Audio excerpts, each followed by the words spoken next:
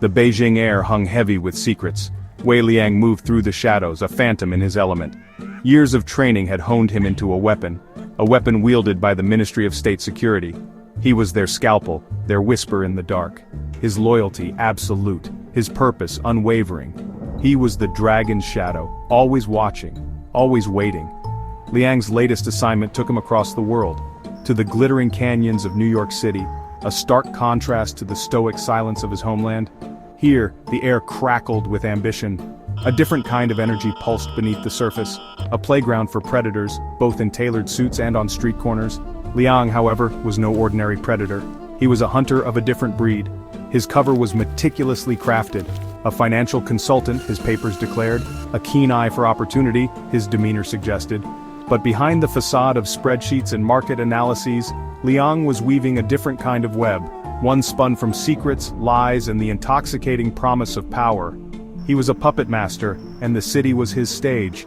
His apartment overlooked Central Park, a sanctuary of calm amidst the urban chaos. Yet even here, Liang could feel the city's pulse thrumming through his veins. It was a siren's call, beckoning him deeper into its labyrinthine heart. The dragon's shadow was starting to stir, to crave more than the cold comfort of obedience.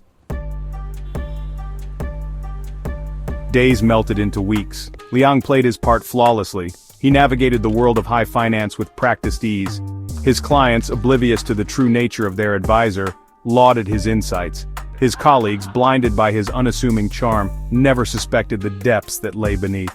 Yet his true work unfolded under the cloak of night. He infiltrated exclusive gatherings, his sharp eyes scanning for weaknesses, for opportunities. He cultivated contacts, his every word calculated, his every smile a mask. The information he gathered, a steady stream flowing back to Beijing.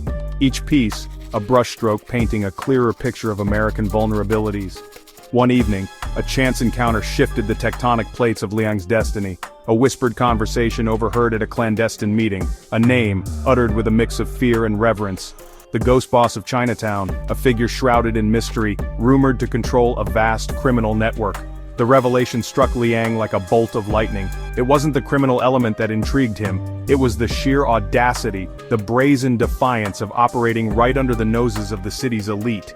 It was a power that resonated with something primal within him, something that whispered of a different kind of game, a game he was starting to believe he could win. The seed of ambition, once planted, took root in Liang's mind with terrifying speed. He couldn't shake off the allure of the ghost boss's operation, the intricate network, the silent influence, the sheer profitability. It was a far cry from the cold calculations of espionage. This was tangible, intoxicating power. He began to see his surroundings in a new light.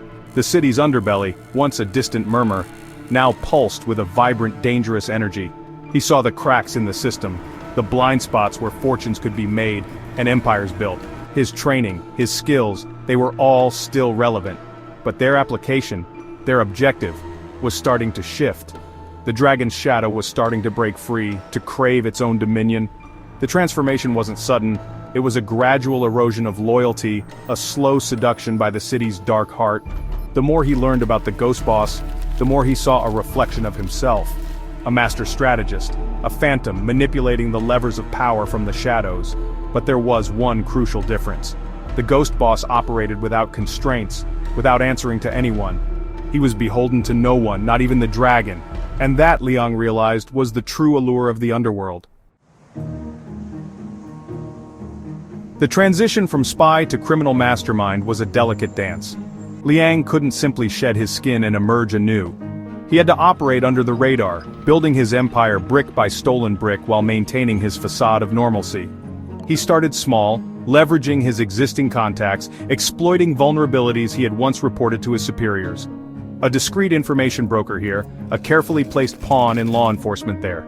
His network, once a tool for espionage, began to morph into something more sinister. His recruitment strategy was simple: identify talent, exploit desperation. He sought out individuals with unique skills, individuals who existed on the fringes, overlooked by society, hungry for opportunity. Ex-military operatives seeking purpose, tech wizards yearning for recognition, their loyalty bought not with money, but with a chance to be part of something bigger.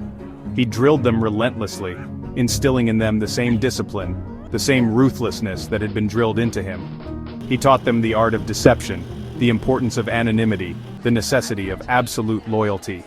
He was forging his own army of shadows, ready to strike at his command.